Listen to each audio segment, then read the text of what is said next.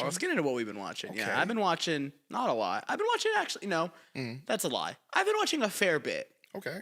but a lot of it rewatches. Two new things. One, I'm starting, right? Yeah. One, I watched the first episode of Devil May Cry because I want to get to it before the end of the year. Okay. Pretty good. I like the first All right. episode. Not a lot to say on it yet. Okay. But I did watch a movie that I really liked. Dumb Money. Kind of random. I just was like, you know what? I'm gonna check this movie out.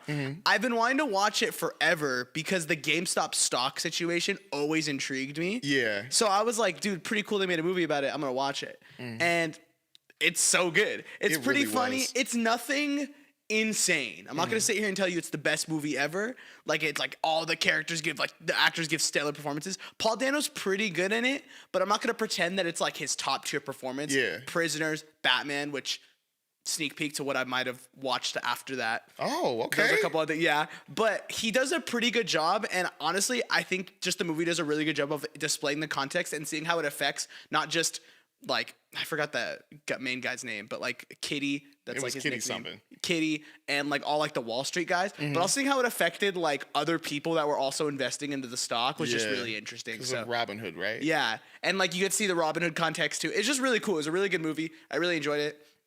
But yeah, two rewatches. Prisoners, which I feel like every time I watch Prisoners, I'm like, I think this might be one of my favorite movies ever, but I don't have the balls to say it yet. Bro, it's such a depressing movie, but it's so so good. good.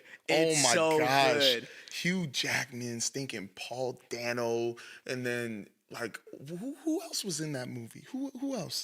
Jake Gyllenhaal is Jake freaking- Gyllenhaal's the detective, bro. Yeah. It's such a good stinking movie. It's a fantastic movie.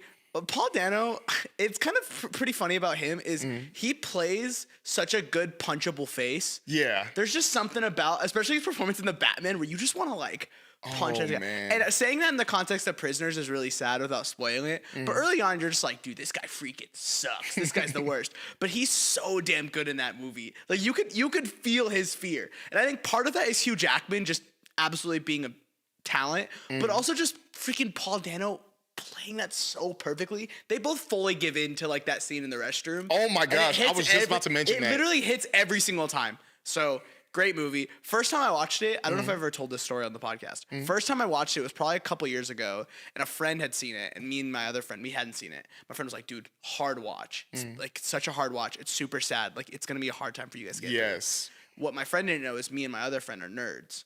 So we were watching it and we're trying to figure out the mystery the whole time. Yeah. So whenever anything sad is going on, we're like looking at each other like, like what's going on? What the heck? And there's a reveal What? that happens later that's like kind of like a really like sad, like creepy scene. Everything started coming full circle, but it's really scary. And we go, that's why he was doing that thing. And we both like screamed. Awesome time. So we weren't like, it's definitely a very like messed up movie, but I had like such a fun time watching it because we were trying to be little detectives the whole time. Oh, But man. great movie. And then yeah, just the Batman, dude. The freaking Batman. It's peak. It's peak. It's peak. It's just, it's too good. Phil, what else have you watched? I want to know. Bro, so I watched some really good movies also. Like some really good movies. So first off, rewatched Avatar. Loved it. You guys already know how I feel about Avatar. I was just hyping up Fire and Ash. Second, I watched another really good movie that actually took me apart. There Will Be Blood.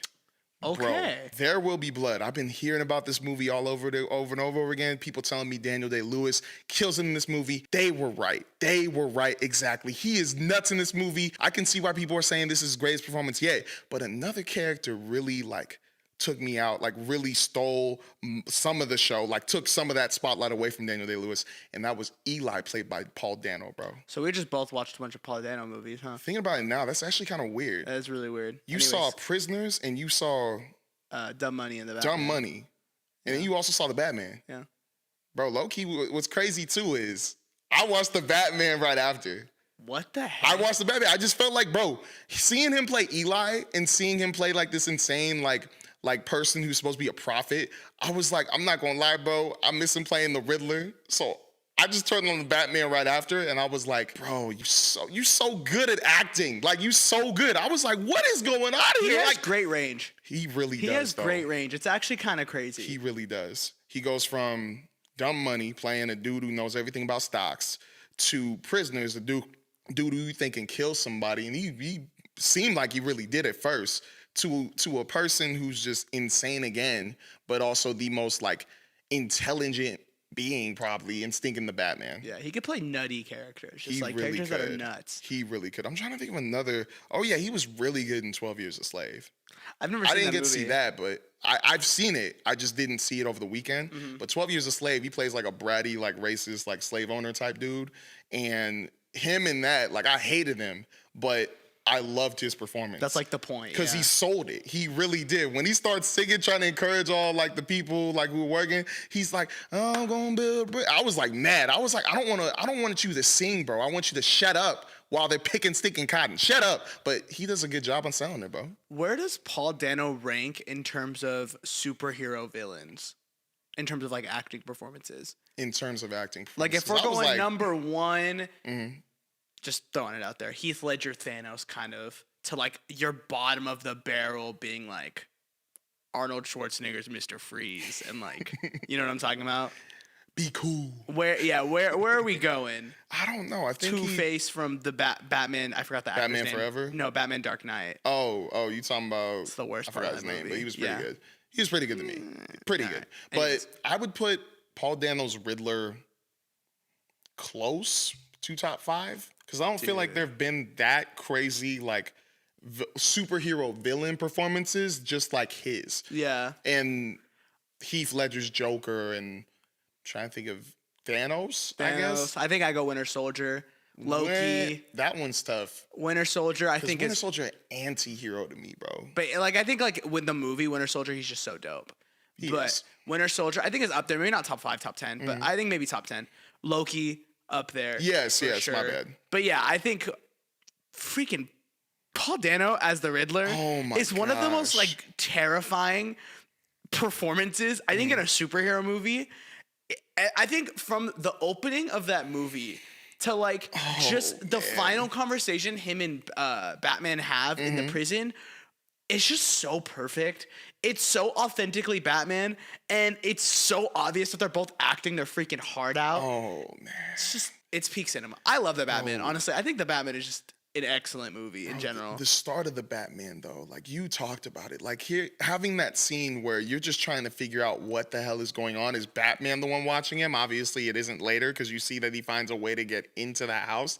And then when he does, his first appearance in the Batman is so bone-chillingly amazing. His eyes following the stinking like governor candidate, and then him eventually striking down on them. His voice, even,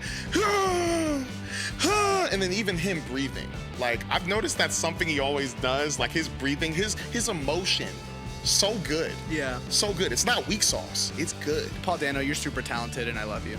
Yes. Bro, you ain't weak sauce. Yeah, you ain't weak. Yeah, really bro, you ain't weak You sauce. so You ain't weak good, sauce. bro. You so good at acting.